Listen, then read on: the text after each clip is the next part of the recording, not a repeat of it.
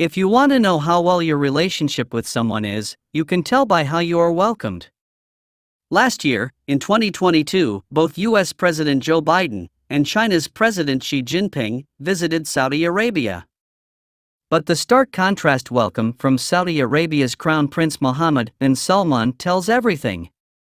The kingdom offered a lavish welcome for the Chinese president, and in contrast, the US president was greeted with a low-key reception.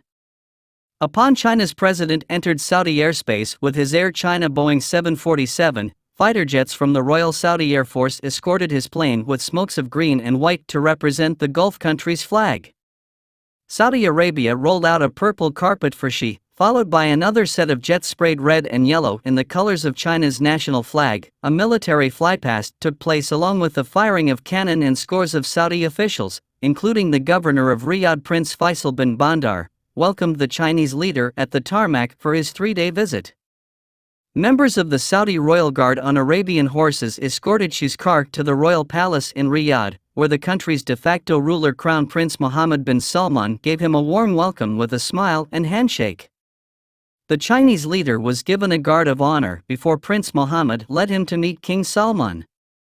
On the contrary, when Biden landed in Jeddah a few months earlier, he was quietly received by the governor of Mecca and also on a purple carpet. Biden shared a friendly fist bump with Crown Prince Mohammed bin Salman, a move that was met with severe backlash in Biden's home country. Both leaders were in Saudi Arabia to have wider regional meetings. The U.S. president told leaders of the Gulf Cooperation Council as well as Iraq, Egypt, and Jordan that the U.S. was committed to the region. This was what Biden said: "We will not walk away and leave a vacuum to be filled by China, Russia, or Iran." The countries also signed several agreements covering sectors including energy, aerospace, defense, manufacturing, and education. Meanwhile, China said the visit marked its biggest diplomatic initiative in the Arab world. The two countries will sign deals worth more than $29.3 billion. The symbolic show of partnership confirmed the Gulf nations' growing closeness with Beijing and marked a stark contrast with the way in which Biden was greeted. But how did China become an ideal partner in the Middle East? How did China grow its influence and relationship with the Arab countries? Welcome back to another exciting video from our channel. If you are new to the channel and enjoy learning about the rise of Asia, you will definitely find our videos intriguing. In this video, we will talk about how China gain influence and grow its relationships with the Middle East. So let's get started. China's non-interference policy. For more than 50 years, China's foreign policy has been built on some basic ideas: not getting involved in other countries' affairs, respecting their independence, not starting fights, and trying to live peacefully alongside them. These ideas were first talked about by Premier Zhou Enlai in 1955 during the Bandung Peace Conference. As one of the world's major countries, China has a big interest in keeping things calm and stable in the Middle East because it gets a lot of its oil from there. At the same time, Middle Eastern countries have been liking China's way of not getting involved in their business and focusing on common interests while letting them make their own choices. This matches what Middle Eastern countries want, which is more freedom in their foreign dealings. So, China's position as a neutral player in the region without any strong alliances lets it get more involved in trying to make peace in big conflicts in the Middle East, like the ones in Syria and Yemen, the peace talks in Afghanistan, and of course, the negotiations about the JCPOA. This diplomatic win helped calm down problems in the region and made Middle Eastern countries feel closer to China's influence. China did this by suggesting that countries use its currency, the yuan, for trading oil. This got Saudi Arabia and Iran interested in joining BRICS, and China also tried to reduce the importance of the US dollar in the world economy. All of this shows that China wants there to be more than one big power in the world, and this is a really important part of how China deals with other countries. In contrast, the United States has followed a different diplomatic approach. Throughout history, the U.S. has often used the justification of spreading democracy to explain its global actions. Whether it was the Philippines, Cuba, Nicaragua, Vietnam, or the Middle East, U.S. involvement has often seemed more about maintaining its economic and military power rather than promoting democracy. The Western countries, particularly the U.S., have been influencing the governments of Middle Eastern countries since the Ottoman Empire ended. They've drawn the borders of these nations and have even supported the removal of leaders they didn't approve of. The West, sometimes quietly, supported the violent overthrow of Egypt's democratically elected Muslim Brotherhood and played a role in the more forceful fall of Libya's government, which had struggled with U.S. sanctions for years. In Syria, the West has indirectly prolonged the civil war, sharing a goal of changing the government with certain groups. And it wasn't the Iraqis who caused so much destruction in their country, it was largely due to U.S. air power. China brokered a peace deal with Saudi Arabia and Iran. Iran and Saudi Arabia, the two major oil-producing rivals in the Middle East, have reached an agreement to mend their relations and reopen their embassies. This comes after a 7-year period of severed ties.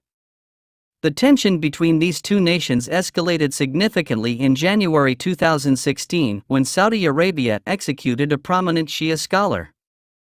In the aftermath, Iranian citizens violently protested outside the Saudi Arabian embassy in Tehran, leading to the breakdown of diplomatic relations between the two countries. The rivalry between predominantly Shia Iran and Sunni Saudi Arabia has been a central theme in Middle East politics in recent years, spilling over into conflicts in Syria, Iraq, Lebanon, and Yemen. This rivalry has contributed to broader instability in the region, exacerbated by both nations' involvement in a proxy war in Yemen. Iran has supported the Houthi rebel group, which has long aimed to overthrow the Yemeni government, while Saudi Arabia has backed the government, even launching direct attacks against the Houthi rebels. This ongoing conflict has resulted in a protracted crisis in Yemen.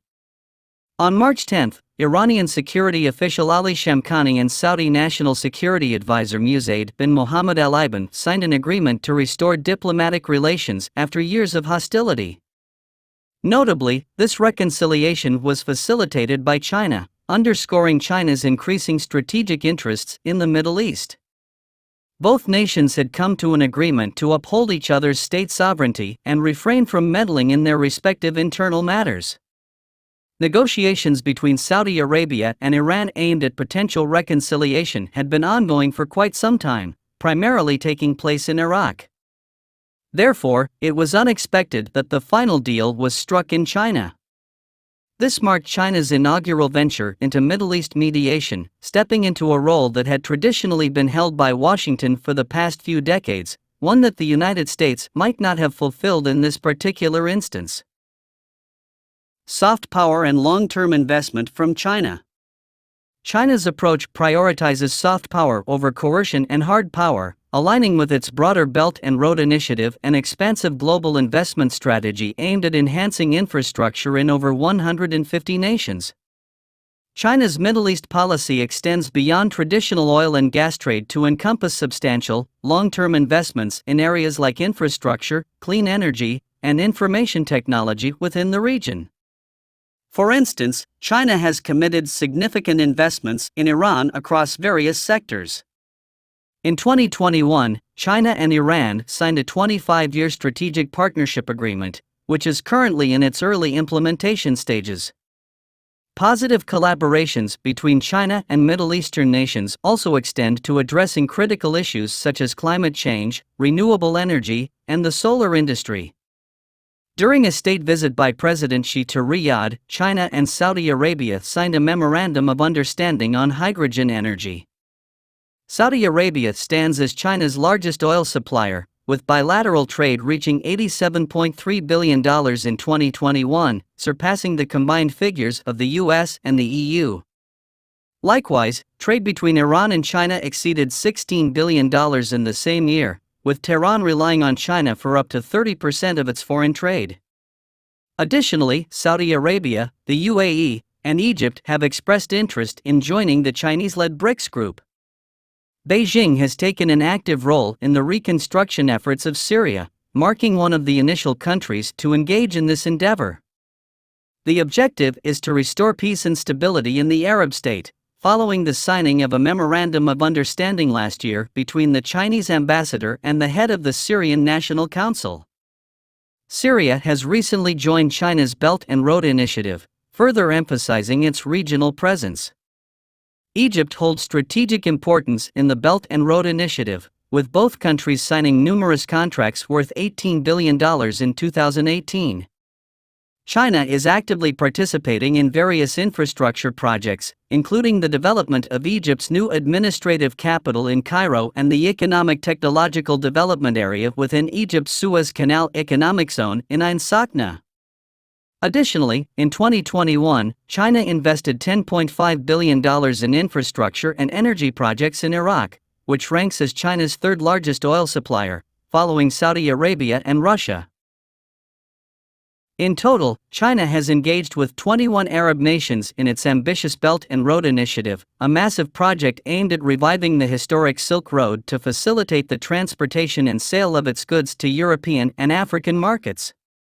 A substantial portion of China's exports to these continents now traverse infrastructure developed by Gulf countries. China's growing influence in the Middle East is evident when compared to the United States, particularly in terms of commercial relations. Between 2000 and 2021, trade between the Middle East and China surged from $15.2 billion to $284.3 billion. In the same period, trade between the region and the U.S. saw more modest growth, increasing from $63.4 billion to $98.4 billion. China's involvement in the Middle East has proven effective, knowledgeable, and fruitful. This is largely attributed to its multifaceted approach, which centers on utilizing soft power, assuming a pivotal role as a peace facilitator and mediator, and undertaking enduring investments. These investments extend beyond the oil and gas sectors and encompass clean and renewable energy, infrastructure, and technology. Do you think China will continue to grow its influence in the Arabian countries? And how do you think the U.S. will counter China in the region? Share your thoughts and leave your comments below. If you like what you watch, hit the like button to show your support. More importantly, subscribe to this channel so that you will receive more interesting videos about the happenings in Asia.